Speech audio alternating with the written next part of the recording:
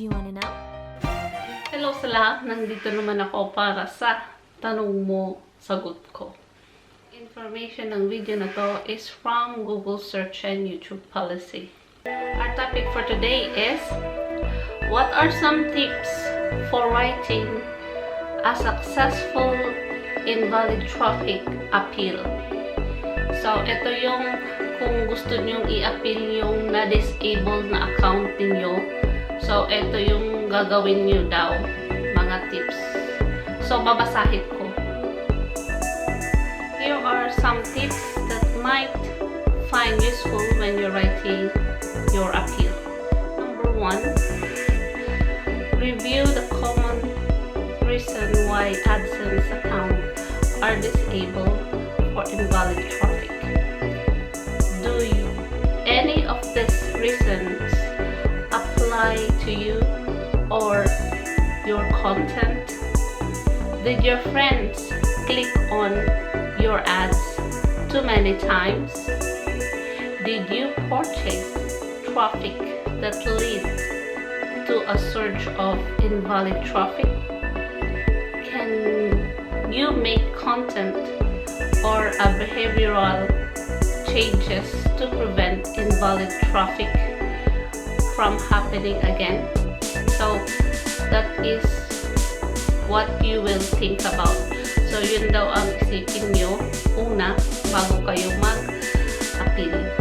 So yan ang number 1. 2, review the ad implementations on your desktop site, mobile site, and a mobile apps.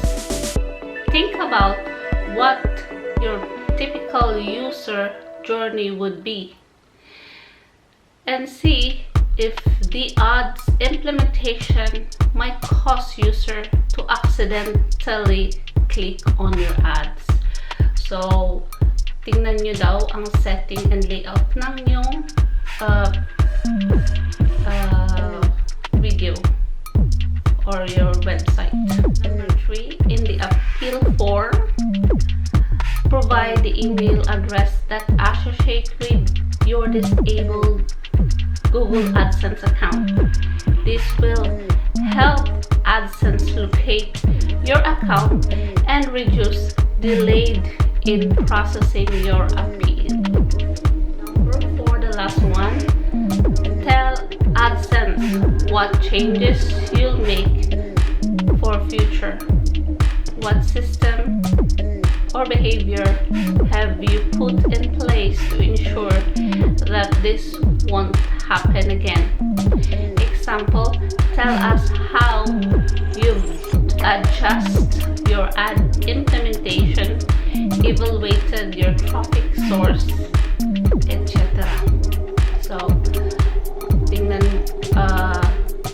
ano ba daw ang plano mo kung i-approve yung appeal mo. So, mag-ingat ka na ba next time? So, yun ang sinabi dito. So, yun lang ang 4 na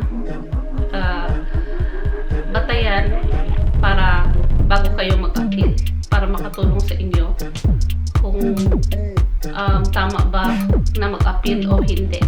Summary ng video na to is dapat natin isipin muna bago tayo mag-appeal kasi baka talagang nagkamali tayo or kung alam mo talaga na wala kang ginawa, paglalaban mo. So yun lang ang video na to. So I hope na maging okay na ang account niyo kung na-disable man, at kung hindi man na-disable ang account niyo, alagaan natin. Yun lang.